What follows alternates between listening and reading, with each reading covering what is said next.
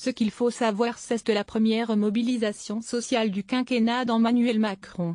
Un appel à des grèves et manifestations a été lancé partout en France par la CGT, l'AFSU, Solidaires et l'UNEF. Ces syndicats dénoncent la réforme du Code du travail comme une régression sociale. Les premiers défilés ont eu lieu, mardi 12 septembre dans la matinée. Puis, un peu avant 14h30, le cortège parisien s'était lancé de la place de la Bastille en direction de la place d'Italie, où il est arrivé vers 17h. Selon la préfecture de police, 24 000 personnes ont défilé à Paris, tandis que la CGT estime que les manifestants étaient 60000 à Paris, des projectiles lancés sur les forces de l'ordre. Ce sont des manifestants qui les ont lancés dans l'après-midi.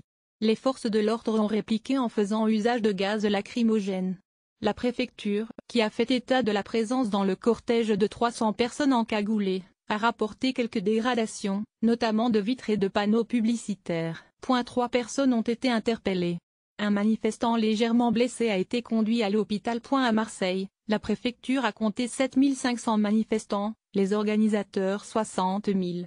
Dans ce cortège, se trouvait le leader de la France insoumise, Jean-Luc Mélenchon. Il a promis de faire reculer le président de la République car ce pays ne veut pas du monde libéral. Le défilé marseillais a aussi été perturbé par les militants de la mouvance anarchiste et antifasciste, tout comme à Lyon, où la police a procédé à 2 interpellations. Ils étaient entre 8 000 et 16 000 selon les sources à Toulouse. Un front syndical divisé. SIFO ne s'est pas associé à la fronde, une partie de ses militants ont décidé de défiler.